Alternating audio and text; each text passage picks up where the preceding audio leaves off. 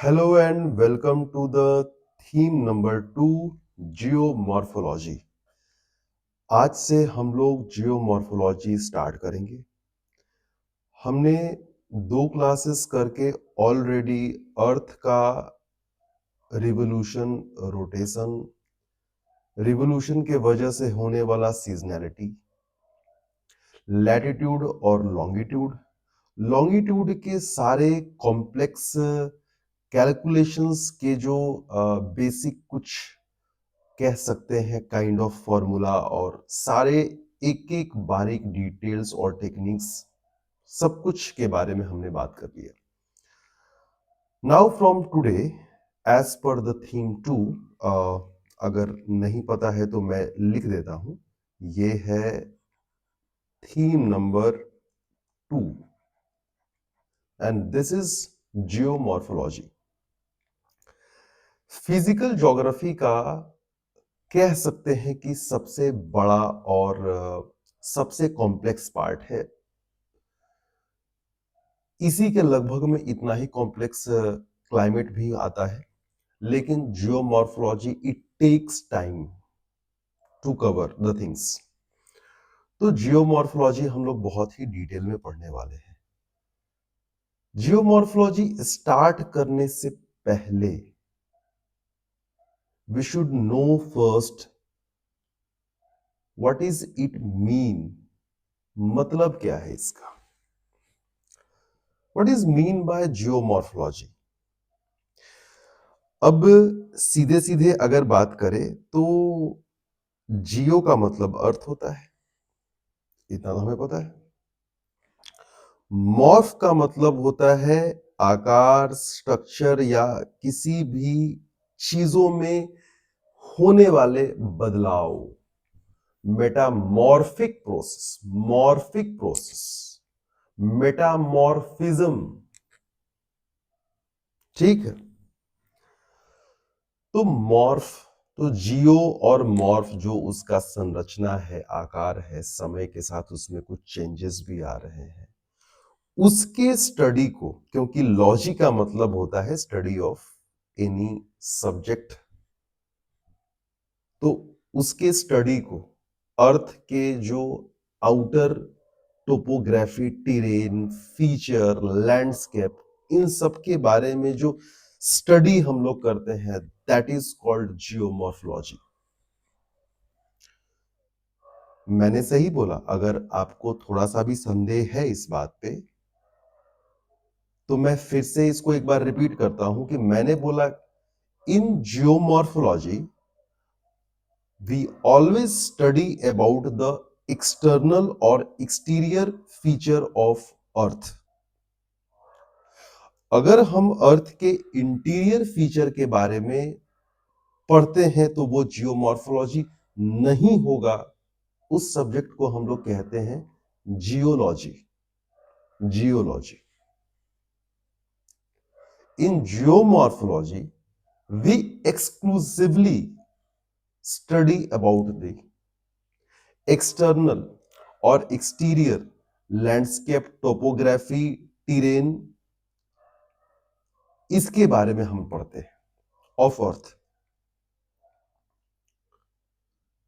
लेकिन जब भी हम डॉक्टर के पास जाते हैं कि डॉक्टर साहब हमारे वो स्किन में रैसेस हो गया है, तो डॉक्टर बोलता है कि भाई स्किन में ऊपर रैसेस मतलब कि बॉडी के अपर पार्ट में रैसेस हो रहा है, there will be something wrong inside it.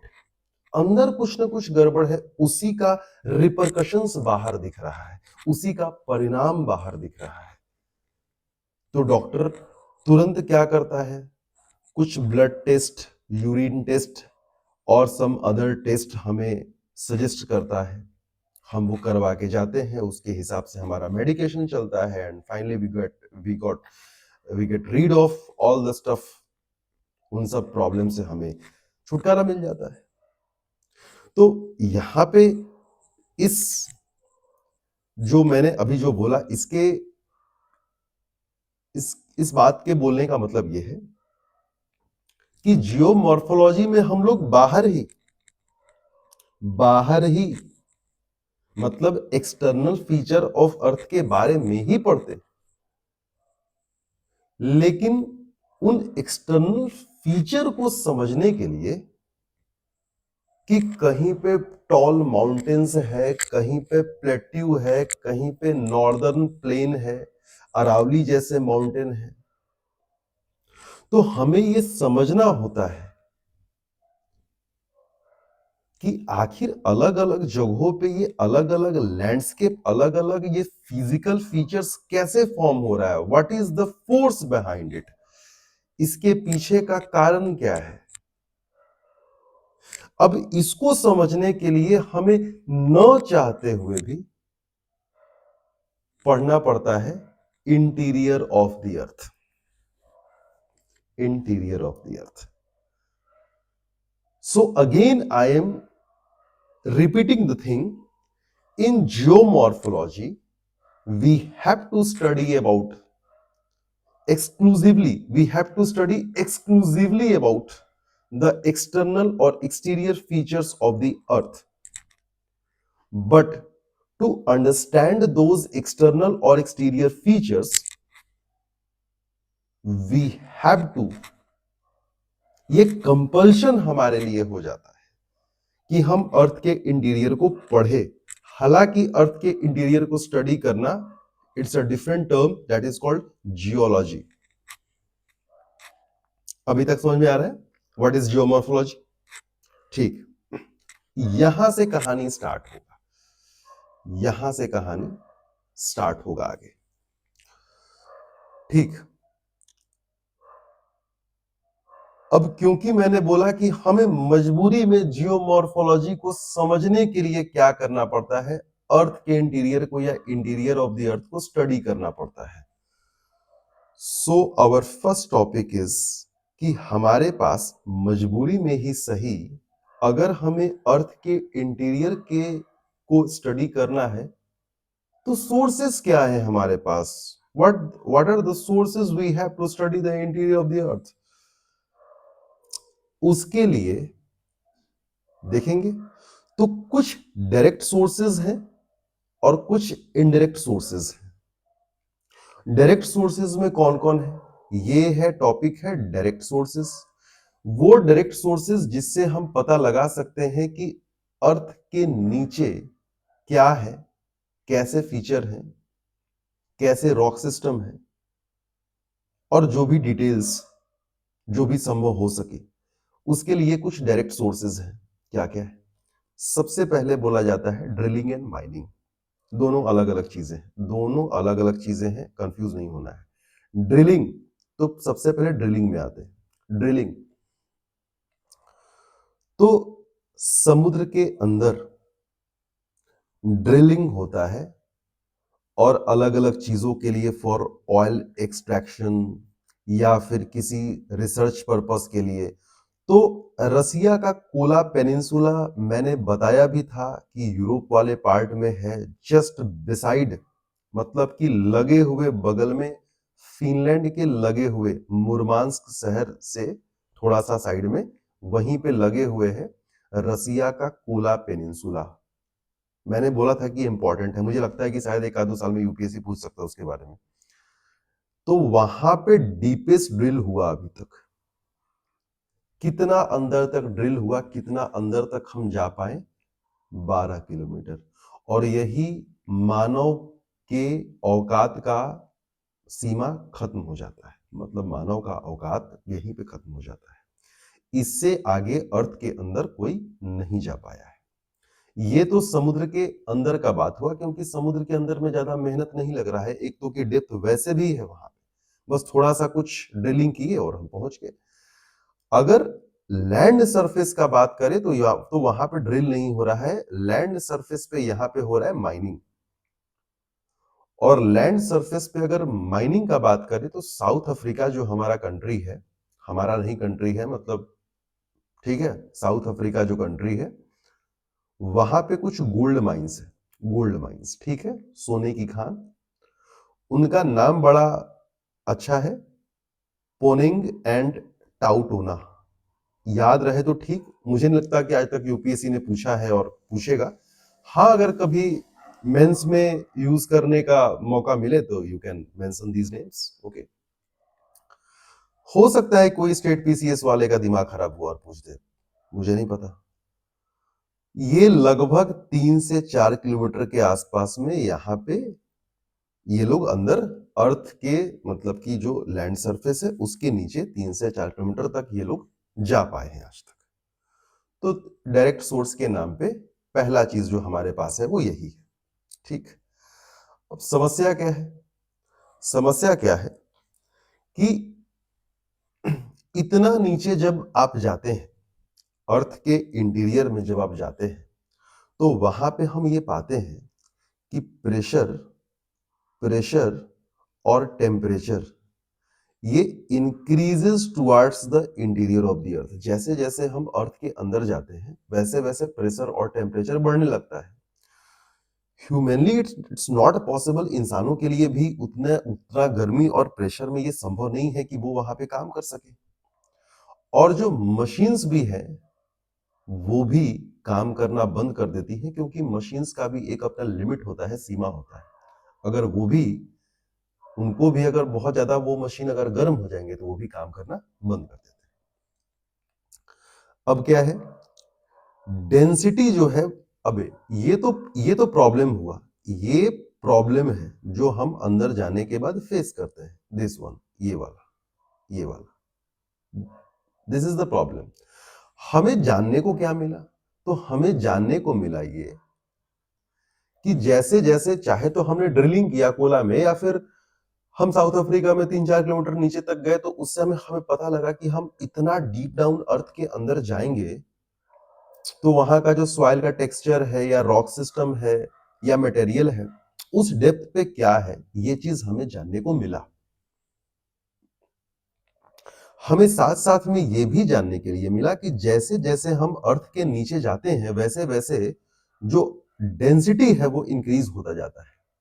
वैसे वैसे डेंसिटी, घनत्व, जो सॉइल है, रॉक्स है, उसका जो डेंसिटी है वो इंक्रीज होते जाता है। मतलब कि रॉक, अर्थ के जो अपर सरफेस है वहां पे हल्के चीजें हैं, जो लाइटर एलिमेंट्स हैं उससे बने हुए चीजें हैं। जैसे जैसे हम अंदर जाते हैं तो जो भारी चीजें हैं वो हमें वहां पे मिलने लगती हैं, तो डेंसिटी इंक्रीज होता है। मतलब सबसे ज्यादा डेंसिटी, वैसे भी हमें पढ़ने के लिए मिलता है कि सबसे ज्यादा डेंसिटी हमारे कोर में है ना? Most of the core is made up of iron. ठीक है, तो ये चीज हमने देखा, ये डायरेक्ट हुआ। दूसरा डायरेक्ट सोर्स के नाम पे दूसरा भी है, that is called volcanic eruption. ये क्या चीज है भाई? हाँ, ये भी तो है।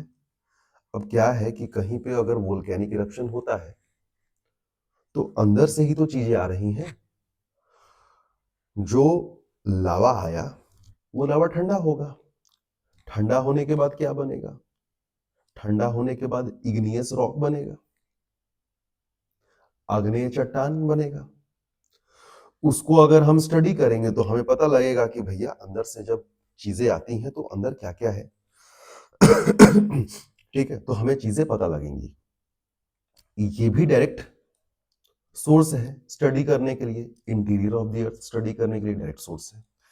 लेकिन यहां पे एक प्रॉब्लम ये है कि लैक्स एक्यूरेसी। धरती के किस जगह पे, किस पोजीशन पे कितना नीचे से आ रहा है, ये क्लैरिटी नहीं दे पाता। It lacks accuracy and clarity. Volcanic eruption एक अंदाजा, परसेप्शन तक ही हम सीमित रह जाते हैं। ठीक है, अभी तक डायरेक्ट देख लिया। अब आते हैं इनडायरेक्ट सोर्सेज में। There are few list of indirect sources. उसमें सबसे पहला आता है मीटियोर्स। उसमें सबसे पहला आता है मीटियोर्स। तो अब क्या है कि यूपीएससी ने, अब क्योंकि मैंने आपको इस कोर्स के शुरू में ही बोला था कि हम इस पूरे सीरीज के अंत में, एज पर योर डिमांड, हम यूनिवर्स और उससे रिलेटेड टॉपिक भी आपके सामने रखेंगे। लेकिन जब मीटियोर्स का बात आ गया है तो you should know the complete thing, और हम बात करते हैं कि उससे रिलेटेड चीज़ों के बारे में।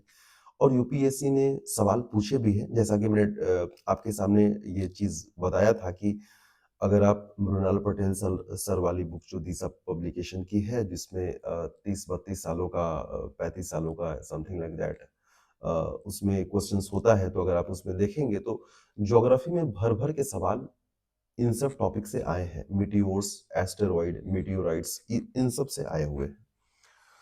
तो हम पढ़ रहे हैं कि इनडायरेक्ट सोर्सेस, तो उसमें हमें पढ़ने के लिए मिलता है मीटियोर्स एंड सेलेस्टियल बॉडीज। ठीक है, बहुत बढ़िया बात है, meteors and celestial bodies. First of all हम लोग समझेंगे व्हाट इज मीटियोर्स। ठीक है, ओके। तो एक चीज आपने पढ़ा होगा, नहीं पढ़ा होगा तो फिर भी ये बात जान लीजिए कि जो हमारा सोलर सिस्टम है, तो हमारा जो सोलर सिस्टम है, तो ये है हमारे सन। ठीक है, कुछ है ना। अगर मैं पूरा यूनिवर्स तो नहीं पढ़ा रहा, लेकिन आप सोलर सिस्टम है तो आप पढ़ लीजिए। ठीक, तो ये है हमारे सन। अब हमें बनाने हैं 8 प्लैनेट्स। ठीक, तो कैसे याद रखेंगे हम?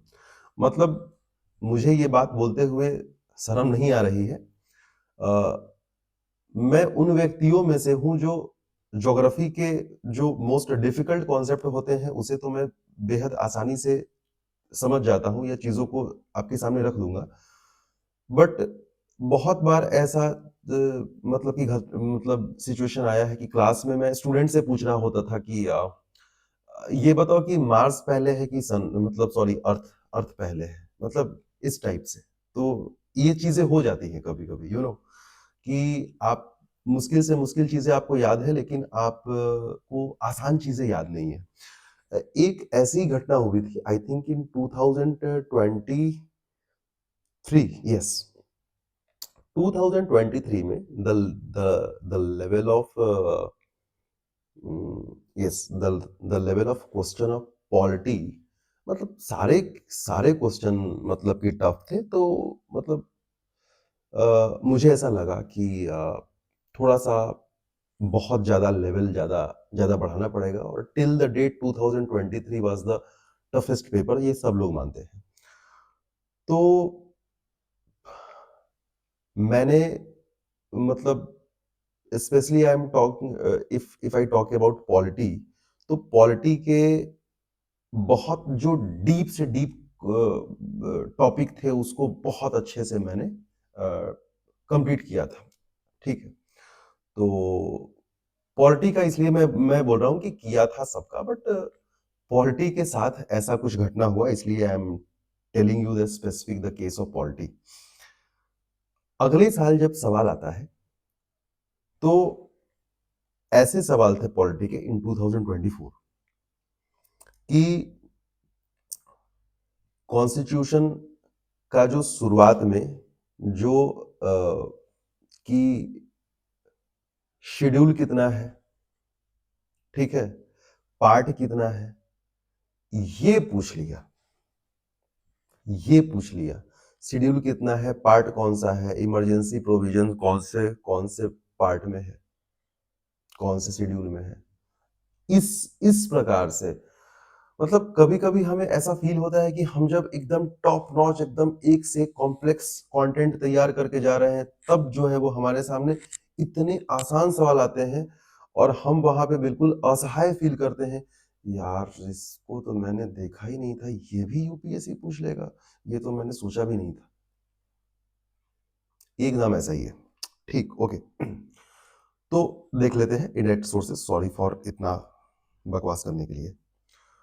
सन, सन के बाद अगर हमें याद करना हो तो मैंने जो अपना तरीका निकाला है वो ये है कि हम यहाँ पे लिखते हैं, क्योंकि हमारे देश में ईवीएम आजकल बहुत चर्चा में रहता है। ईवीएम, ठीक है, तो ईवीएम को उल्टा लिखेंगे। ठीक है, उल्टा, ई वी एम। तो अब हमको याद हो गया कि this M for Mercury, this is Venus, and this is Earth. 3 तो हमें याद हो गया। अब देखिए होता क्या है कि यहां पे अब अर्थ के बाद अब क्योंकि ईवीएम आ गया, तो अर्थ के बाद क्या आएगा? जिस प्लेनेट पे हम लोग रहने की बात कर रहे हैं, that is Mars. Elon Musk वगैरह उस पे पूरा एक कॉलोनी बसाने का बात करते हैं, मार्स। अब मार्स के बाद जो है एक एक छोटे-छोटे प्लैनेटेसिमल लाइक थिंग्स, मतलब कि हेवनली बॉडीज ही है, छोटे-छोटे टुकड़े हैं, छोटे-छोटे, छोटे-छोटे कहने का मतलब कि इतने भी छोटे नहीं हैं। तो ये ऐसा एक बेल्ट है। This belt is called Kuiper Kuiper belt और एस्टेरॉइड बेल्ट। ये एस्टेरॉइड बेल्ट है, ठीक है। और अब यहां से क्या होता है कि अब क्या करें? अब कौन सा फॉर्मूला है? तो हमें इतना याद रखना है कि मार्स और जुपिटर के बीच में ये क्यूपर बेल्ट और एस्टेरॉइड बेल्ट है। अब यहां पे क्या करना है कि लिख देना है, जो बाकी प्लेनेट है उनको लिख देना है sun. Sun, S for Saturn, U for Uranus और एन फॉर नेपच्यून। बस। हमारे देश में ईवीएम है फेमस, वो समझ गए। एम फॉर मार्स हो गया याद, जे फॉर जुपिटर याद हो गया, दोनों के बीच में क्यूपियर बेल्ट और एस्टेरॉइड बेल्ट है, और बाकी जो है वो सन। अब याद हो गया? ठीक, ओके। अब सुनिए, कहानी अभी खत्म नहीं हुआ है। कहानी अब सुनिए। ये मैंने बोला कि ये क्या है, ये प्यारा चीज क्या है, इस तरफ लिख देता हूं। इस प्यारे चीज को बोलते हैं एस्टेरॉइड, ठीक है। एस्टेरॉइड बोलते हैं। गुड, एस्टेरॉइड, ठीक है। अब एस्टेरॉइड हम जान गए कि एस्टेरॉइड क्या है, बड़ा सा रॉक लाइक थिंग है, जो कि मतलब सन का चक्कर लगा रहा है, ठीक है। 100 ऑफ डायमीटर से लेके और भी बड़े बड़े हजारों हजार तक ये पहुंच जाते हैं, ठीक। किसके, सॉरी, मार्स और जुपिटर के बीच में ये मतलब कि मेजॉरिटी ऑफ जो है एस्टेरॉइड वो यहाँ पे पाए जाते हैं, ठीक, ओके। तो सपोज करते हैं कि दिस इज एस्टेरॉइड, ये ले लेते हैं बड़ा सा पत्थर एस्टेरॉइड का, ठीक है, समझ में आ रहा है? अब इस बड़े से एस्टेरॉइड पत्थर से क्या हुआ कि एक छोटा सा पार्ट टूट के यहां से निकल गया, टूट के निकल गया, ठीक, निकल गया, टूट के निकल गया, ठीक, ओके। टूट के निकल गया, तो टूट के निकल गया, तो ये आ गया यहां। This is called asteroid, this is called asteroid, and this is called meteoroid, meteoroid,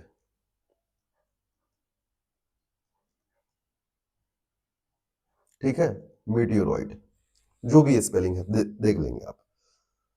asteroid and meteoroid. Asteroid से जो टूट के निकला उसको बोलते हैं मीटियोरॉइड।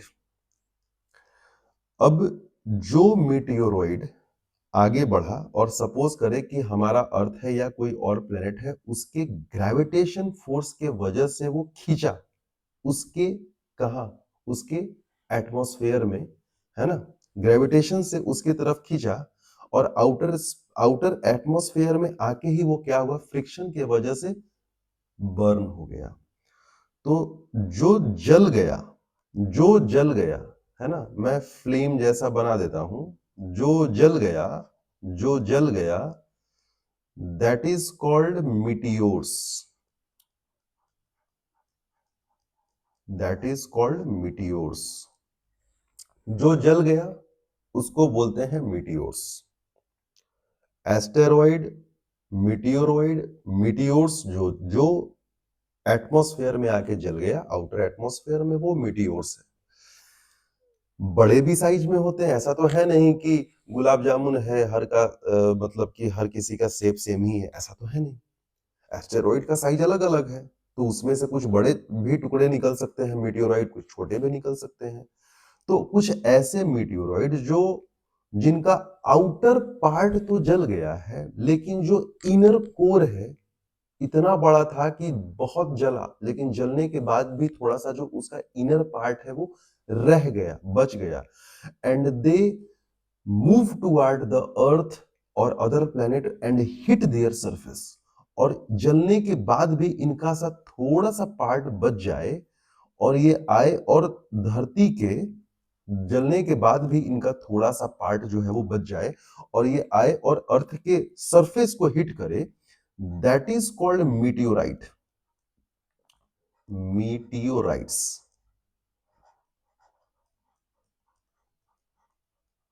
ये मीटियोराइट सॉरी, ये मीटियोराइट अब मैं ये उम्मीद करता हूं कि यूनिवर्स का जो बेसिक चीज है, जो से solar system, what is asteroid, what is Kuiper belt, what is asteroid belt, किसके किसके बीच में है, what is asteroid, what is meteoroid, what is meteors and what is meteorite, ये सब तो कम से कम आपको पता लग गया ना भाई। ठीक, ओके, गुड। अब क्या है कि देखिए, अब जब ये मीटियोर्स जल के अर्थ के पास पहुंचता है तो दैट इज कॉल्ड मीटियोराइट। अब हमारे जो साइंटिस्ट लोग हैं वो क्या करते हैं कि इसको उठा के स्टडी करते हैं, क्योंकि इससे क्या पता चलता है कि मीटियोरॉइड जो है उसका आउटर सरफेस जल चुका है, उसका सिर्फ कोर वाला पार्ट बचा हुआ है। समझिएगा बहुत ध्यान से, सब खेल अंडरस्टैंडिंग का है। मीटियोरॉइड का कोर पार्ट बचा हुआ है, बाहर वाला पार्ट जल चुका है। तो अब साइंटिस्ट लोगों के लिए एकदम ये बेहतरीन, ये मतलब क्या बोले, ये गोल्डन मतलब कि जैकपॉट है ये मीटियोरॉइड, कि क्योंकि जिन मटेरियल से अर्थ बना है उन्हीं मटेरियल से ये सब एस्टेरॉइड, मीटियोरॉइड ये सब भी बना हुआ है, उन्हीं मटेरियल से। अब जैसे ही मीटियोरॉइड का कोर पार्ट इनके हाथ लगता है तो ये उस पर स्टडी करते हैं और इन्हें एक इनडायरेक्ट हिंट मिलता है, एक प्रूफ मिलता है, एक एविडेंस मिलता है कि अर्थ भी इन इन एलिमेंट से बना हुआ है और अर्थ के इंटीरियर में इस प्रकार के एलिमेंट पाए जाते हैं। ठीक है, तो ये मीटियोर्स और सेलेस्टियल बॉडी मतलब कि जो खगोलीय पिंड वगैरह ये सब जो बोलते हैं, तो सेलेस्टियल बॉडी अब हो सकता है कि हमारे यहाँ से कुछ कोई रिसर्च टीम जाए और मून से या किसी दूसरे प्लेनेट से कुछ फोटोग्राफ्स, कुछ वहाँ के सॉइल, वहाँ के गैसेस या एटमॉस्फेयर को एनालाइज करे, या दूर से जो है वो अलग अलग इंस्ट्रूमेंट होते हैं जिससे वो एनालाइज करते हैं कि वहाँ के जो रॉक सिस्टम है वो कैसे हैं। तो these are the meteors and other celestial body helps us to understand what is inside the earth or helps us to understand the interior of the earth. Good. Sorry. The next thing is gravity. The next thing is gravity. Gravity. Gravity क्या है भाई? तो क्या है कि अर्थ के अलग अलग जगहों पे जो ग्रेविटी है वो अलग अलग है, एक समान नहीं है। The gravity is not uniform across the earth, across the surfaces. और ये इससे जो है हमें ये इंफॉर्मेशन मिलता है कि अर्थ के अंदर जो एलिमेंट्स एंड अर्थ के अंदर जो रॉक सिस्टम है या मास ऑफ द मटेरियल जो क्रस्ट में है वो सब जगह एक जैसा नहीं है। अगर कहीं पे वोल्केनिक इरप्शन हुआ और वहां पे वोल्केनिक इरप्शन से सिर्फ गोल्ड ही निकल जाए, बहुत ज्यादा मात्रा में गोल्ड निकल जाए या फिर डायमंड निकल जाए सपोज, तो क्या हम ये मान ले कि पूरे धरती के नीचे गोल्ड ही गोल्ड है, आयरन ही आयरन है? जहां ड्रिल करो वहीं से गोल्ड नहीं। तो इससे ये फिर से वही बात है कि जो ग्रेविटी है, तो ग्रेविटी से हमें पता चला कि अर्थ के सरफेस के अक्रॉस सेम ग्रेविटी नहीं है, अलग अलग जगह। तो इससे क्या पता चला कि जो अंदर का जो मटेरियल है वो भी सेम नहीं है हर जगह, अलग अलग। ठीक है। मैग्नेटिक सर्विस, ये जो मैग्नेटिक सर्विस है इसके बारे में एक सर्टेन टॉपिक पे हम लोग डिटेल एक मैग्नेटिज्म पे क्लास ही करेंगे, एक पूरा क्लास, क्योंकि पहले भी इससे क्वेश्चन आए हुए हैं। थोड़ा सा अगर मैं चीजों के इसमें थोड़ा सा डेप्थ में जाना पड़ेगा, क्योंकि मतलब इस पे जाएंगे तो हमारा जो मेन टॉपिक है उससे हम भटक जाएंगे। तो अभी ये भी मान के चलना है कि जिस तरीके से ग्रेविटेशनल एनोमली से हमें पता लगता है, उसी तरीके से मैग्नेटिक सर्वे भी हमारे जो साइंटिस्ट लोग हैं वो अर्थ पे अलग अलग करते हैं, तो उन्हें भी पता लगता है कि हर जगह मैग्नेटिक फील्ड के चेंज होने की वजह से हमें ये पता लगता है कि जो मैग्नेटिक मटेरियल है ना, मैग्नेटिक मटेरियल है, आयरन है और अलग अलग चीजें हैं, वो धरती पे सब जगह यूनिफॉर्मली एक समान नहीं प्लेस्ड है, वो सब अलग अलग है। तो मैग्नेटिज्म से रिलेटेड एक अलग क्लास की अर्थ का जो मैग्नेटिक टिल्टेशन है, ध्यान रहे अर्थ का मैग्नेटिक टिल्टेशन और अर्थ का जो अपने एक्सिस पे टिल्टेशन, दोनों में दो चीज है, दोनों में फर्क है। ठीक है। तो मैग्नेटिज्म वाला ए से लेके जेड तक वो मैं अलग क्लास करवा दूंगा, उसमें से भी सवाल आते हैं and it is very helpful for prelims as well as for mains. तो ये एक अलग टॉपिक रहेगा, हो सकता है कि एक क्लास ना लग के दो क्लास लग जाए, 2 घंटे के लगभग, 1.5 से 2 घंटे में इट विल कवर। ओके ठीक। अब सारा सब कुछ हम देखते आए हैं कि हाँ हमें यहां से डायरेक्ट इंफॉर्मेशन मिलेगा, यहां से इनडायरेक्ट इंफॉर्मेशन मिलेगा, एंड लास्टली ये ग्रीन से मैंने क्यों मार्क किया इस लाइन को, इसलिए क्योंकि यही है हमारा हिंट और कि यहीं से कहानी हमारा स्टार्ट होगा। This is our story this. अब लास्ट वाला जो इनडायरेक्ट सोर्स है that is seismic activity. What is mean by seismic activity? Volcanic volcanic activity, sorry, earthquake. ठीक है, मैंने वोल्केनिक बोल दिया। सिस्मिक का मतलब होता है जो भूकंप, भूकंप है ना, ये shaking of earth, shaking of earth surface. तो seismic activity, earthquake is the is the is one of the most important sources, ठीक है, of information about the interior of the earth. और अब हमको पढ़ना क्या है? बॉडी वेव्स पढ़ना है। तो हमें complete seismic activity, complete earthquake से रिलेटेड जो चीजें हैं वो सब हमें पढ़ना पड़ेगा। और कितने तरीके से हम आगे आए, हमने पहले पढ़ा कि व्हाट इज जियोमॉर्फोलॉजी। जियोमॉर्फोलॉजी को समझने के लिए हमें इंटीरियर ऑफ द अर्थ पढ़ना पड़ेगा। इंटीरियर ऑफ द अर्थ कैसे समझ सकते हैं? तो कुछ डायरेक्ट सोर्सेज भी हैं जो कि काफी नहीं है, कुछ इनडायरेक्ट सोर्सेज भी हैं। उस इनडायरेक्ट सोर्सेज में जो सिस्मिक एक्टिविटी है, मींस अर्थक्वेक, ठीक है, जो भूकंप है, ठीक, उससे जो आने वाले भूकंप के दौरान जो तरंगे हैं, उससे हमें पता चलता है कि बहुत हद तक इंफॉर्मेशन देता है कि अर्थ का जो इंटरनल या इंटीरियर है वो कैसा है, उसका वो कैसा बना हुआ है। तो अब हमें डिटेल में पहुंचना है, डिटेल में पढ़ना है क्या? Earthquake. Welcome to the topic earthquake. उम्मीद है ये सब चीजें आपको बहुत ही अच्छे से समझ में आ गया होगा। ठीक है, ओके, ठीक, गुड।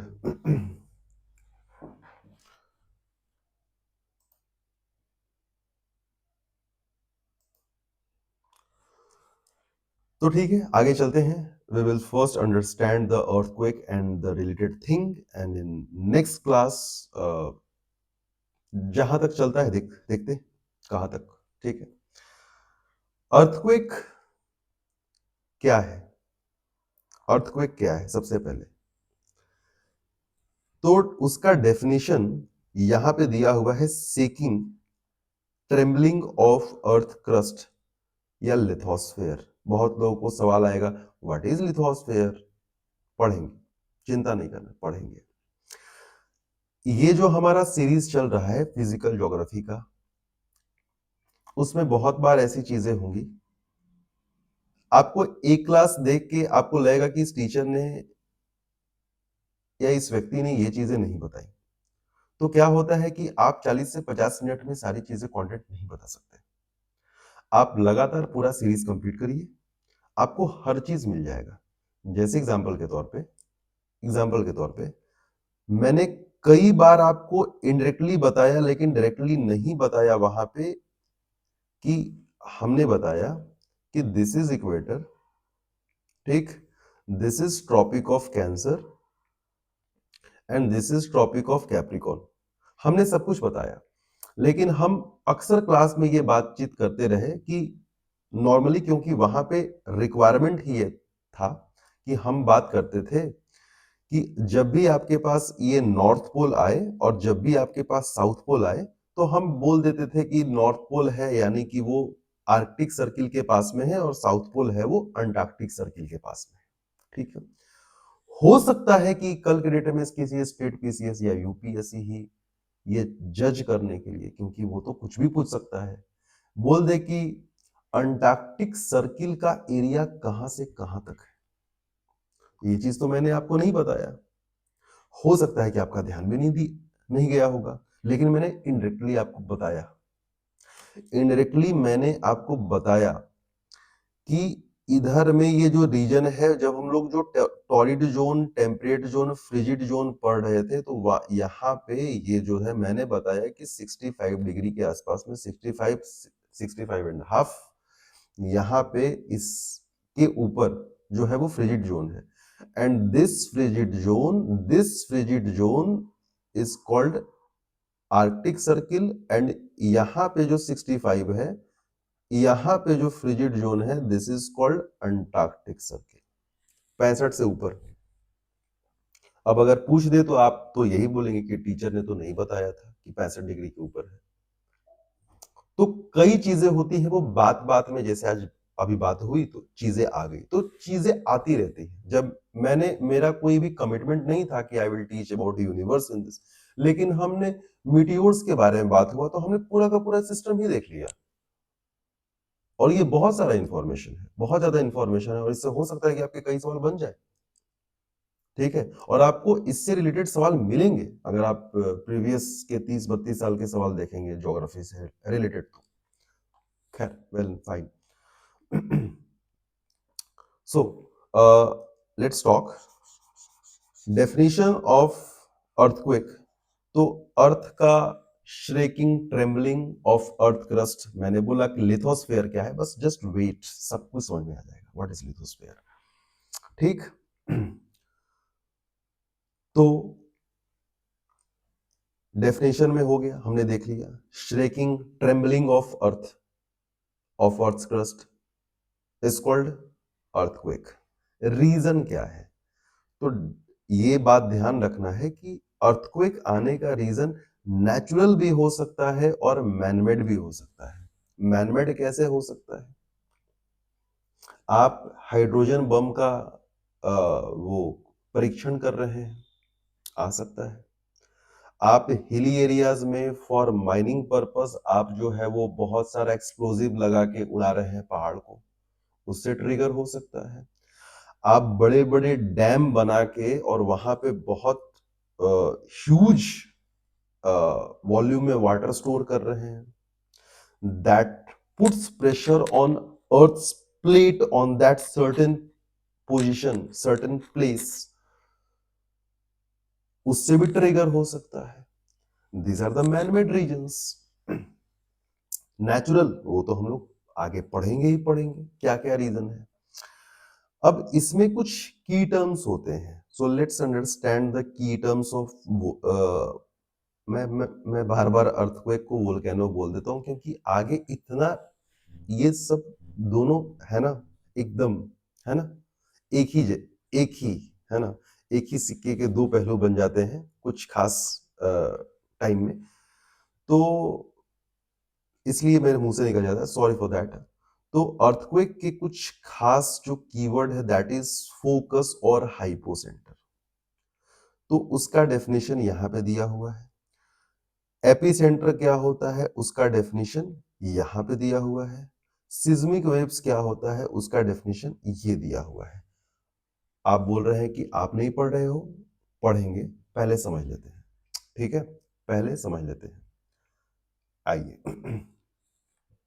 होता क्या है कि ये अर्थ का सरफेस है। This is earth surface, this is earth surface. ये देखिए पेड़ वगैरह लगे हुए हैं। ठीक है, अब हुआ क्या कि जो अर्थ सरफेस है, तो अर्थ का जो अपर पार्ट होता है उसको क्या बोलते हैं, उसको बोलते हैं क्रस्ट। क्रस्ट है ये। अब क्रस्ट में क्या हुआ कि क्रस्ट में एक दरार, फॉल्ट बना।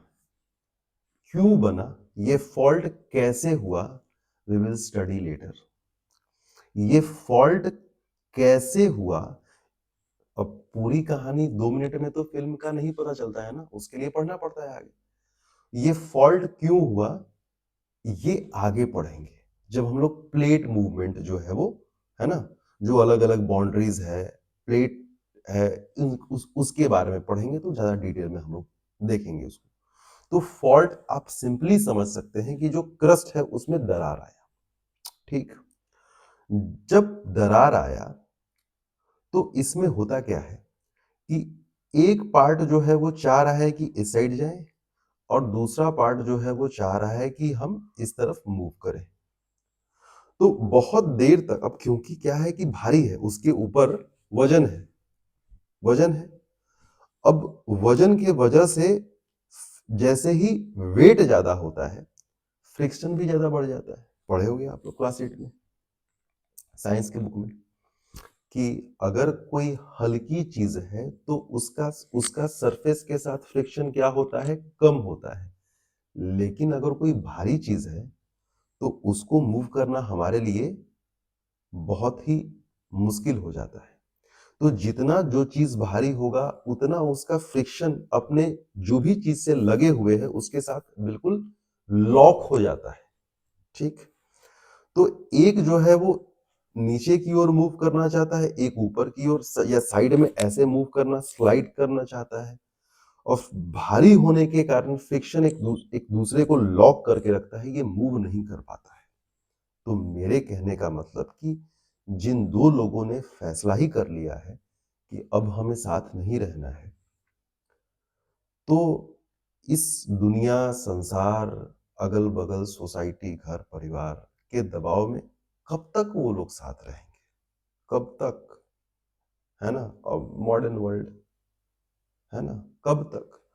तो इस परिस्थिति में इन लोगों का भी वही बात है। ये लोग भी क्या करते हैं, ये लोग भी कुछ देर तक बर्दाश्त करते हैं, बर्दाश्त करते हैं, बर्दाश्त करते हैं, लेकिन एक समय ऐसा आता है कि दे एब्रप्टली, मेरे वर्ड पे ध्यान दीजिएगा, एब्रप्टली दे slide past each other. Slide past, ठीक है, एक एक इधर जा रहा है और एक इधर जा रहा है, दे एब्रप्टली। क्योंकि अभी छोड़िए टॉपिक से, फिर हम लोग भटक जाएंगे। अगर आसानी से मूव करता ना तो इतना प्रॉब्लम नहीं होता, लेकिन जबरदस्ती जब जब लोगों के दबाव में, है ना, लोगों मतलब ऊपर वाले जो पत्थर हैं उनके दबाव में जब ये लोग को साथ में चिपक के रहना पड़ रहा है, लेकिन इन लोगों ने मन मन मन बना लिया है कि भैया हम साथ नहीं रहेंगे, व्हेन एब्रप्ट, तब ये एक टाइम आता है कि ये फ्रिक्शन को भी ओवरकम कर लेता है, बोलता है कि अब फ्रिक्शन भी काम नहीं करेगा, and they abruptly slide past each other. तो वहां से क्या होता है कि वहां से एनर्जी रिलीज होता है, और जिस पॉइंट से एनर्जी रिलीज होता है, this point is called focus. जिस पॉइंट से वो एनर्जी रिलीज करता है उस पॉइंट को बोलते हैं फोकस, और फोकस के साथ साथ इसको एक और नाम से जानते हैं, दिस इज कॉल्ड हाइपोसेंटर। ठीक है, हाइपोसेंटर। और ये जो यहां से जो एनर्जी निकला, वो एनर्जी चारों तरफ फैल जाता है। ठीक है, चारों तरफ फैल जाता है, लेकिन चारों तरफ फैल गया वो तो हमें इधर गया हमें पता नहीं चला, इधर गया हमें पता नहीं चला, इधर गया हमें पता नहीं चला। लेकिन वो एनर्जी फाइनली पहुंचता है ठीक परपेंडिकुलर, मतलब कि ठीक ऊपर 90 डिग्री, मतलब कि जिस पॉइंट से एनर्जी निकला है वो जैसे ही सीधे सरफेस पे पहुंचा, मतलब कि जिस पॉइंट से क्वेक क्वेक का सेंटर, अर्थक्वेक का ये सेंटर है, दिस इज कॉल्ड हाइपोसेंटर और फोकस, यहीं से जनरेट हुआ है, एनर्जी यहीं से निकला है।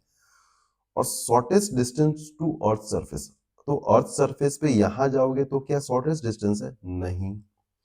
यहां जाएंगे तो शॉर्टेस्ट डिस्टेंस है? नहीं। Shortest distance is this one. तो फोकस से जो अर्थ सरफेस पे शॉर्टेस्ट डिस्टेंस होता है, this is called epicentre. This is called epicentre. और ये वो जगह है कि अर्थ सरफेस पे ये एनर्जी आता है और आने के बाद क्या करता है? डिस्ट्रक्शन डिस्ट्रक्शन एंड डिवास्टेशन, भारी तबाही बर्बादी करता है। और सबसे ज्यादा अगर कहीं पे तबाही बर्बादी होगा तो ये एपिसेंटर के पास में होगा, क्योंकि यही वो केंद्र होता है सरफेस पे जहां पे सबसे ज्यादा भूकंप का एनर्जी आता है। अब बात यह है कि भाई अगर सपोज करो कि we are living in Patna, ठीक, और हमें दिल्ली जाना है, तो हम क्या करते हैं? हम फटाक से बोलते हैं कि एक काम करो, हम लोग ट्रेन पकड़ लेते हैं। हाँ, प्लेन का बात नहीं करेंगे, है ना, कोई बात नहीं, ट्रेन एक कॉमन मीन्स ऑफ ट्रांसपोर्टेशन है तो उसका बात कर लेते हैं। तो हम लोग ट्रेन पकड़ लेते हैं, तो ट्रेन से पटना से दिल्ली पहुंच जाते हैं, ठीक है, कोई बात नहीं। लेकिन अगर एनर्जी को अगर जाना हो, let me raise this, energy को फोकस से एपिसेंटर तक जाना हो तो कैसे जाएगा? समझने वाली बात है। एनर्जी को यहां से, एनर्जी को ये है point A and this is point B. Energy को पॉइंट ए से पॉइंट बी तक अगर जाना हो तो कैसे जाएगा? तो वो जाएगा in the form of waves, तरंगों के फॉर्म में जाएगा। मतलब इसका ट्रेन यही है, एनर्जी को वेव्स के फॉर्म में जाना पड़ेगा। कहां पे जाना पड़ेगा? सरफेस तक।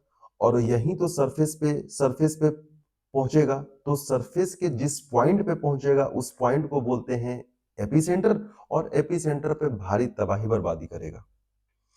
और क्योंकि ये जो वेव्स है वो अर्थ के अंदर ट्रेवल कर रहा है, क्योंकि ये जो वेव्स है वो अर्थ के अंदर ट्रेवल कर रहा है, पूरा अर्थ को अगर एक बॉडी मान ले तो अर्थ के बॉडी के अंदर ही ट्रेवल कर रहा है।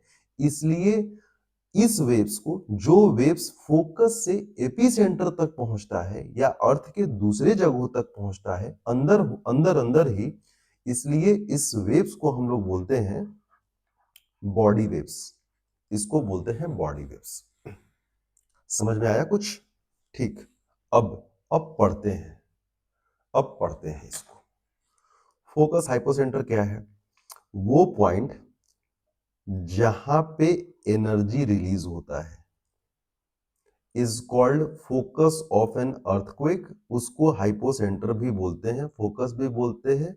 वो पॉइंट जहां पे एनर्जी रिलीज होता है।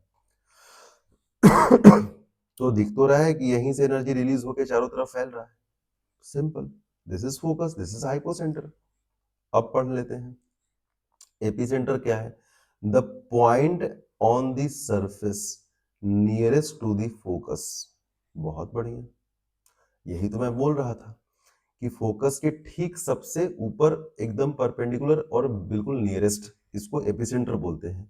यहीं पे सबसे पहले झटका महसूस होता है और सबसे ज्यादा तबाही बर्बादी यहीं पे होता है, एपिसेंटर पे। डेफिनेशन समझ में आ रहा है? ठीक है। और सिज्मिक वेव्स क्या होता है? Energy travel through this waves, मैंने बोला कि पटना से दिल्ली जाना है तो ट्रेन पकड़ लेंगे, और अगर एनर्जी को ट्रेवल करना है फोकस से एपिसेंटर पॉइंट ए से पॉइंट बी, सॉरी, लगातार बोला होता है। अगर एनर्जी को करना होता है पॉइंट ए से पॉइंट बी तक, तो ये सिज्मिक वेव्स से ट्रेवल कर, सिज्मिक वेव्स यानी कि वेव्स के फॉर्म में, सिज्मिक का मतलब है अर्थक्वेक, अर्थक्वेक वाला waves, that is called seismic waves, ठीक। अब और अगर वो वेव्स धरती के अंदर ट्रेवल कर रहा है और सरफेस तक पहुंच रहा है तो उसको बॉडी वेव्स, ठीक है, समझ गया अभी तक, एकदम क्लियर सब कुछ, गुड। तो अब आई थिंक कि आज के स्टार्ट के लिए दिस इज एनफ, और हम लोग कल फिर बाकी डिटेल जो है वो थोड़ा सा रिकेप करते हुए बाकी डिटेल यहीं से फिर उठाएंगे, पिक करेंगे, कल नहीं मतलब कि जो भी हमारा नेक्स्ट क्लास है, और फिर वहां से स्टार्ट करेंगे, वाई अर्थ सेक वगैरह सब कुछ है ना, ये आगे बहुत कुछ है, बहुत कुछ है, सारा कंटेंट जो है वो बहुत कुछ है, ठीक है, ये सब कुछ बहुत डिटेल में चलने वाला है, बहुत डिटेल में। यहां से अभी आप लोग बस इतना समझिए कि क्या है कैसे, थोड़ा सा बिठाइए, क्योंकि अब आगे जो चलेंगे वो फिर कुछ ज्यादा हो जाएगा, ठीक है। Thank you, bye.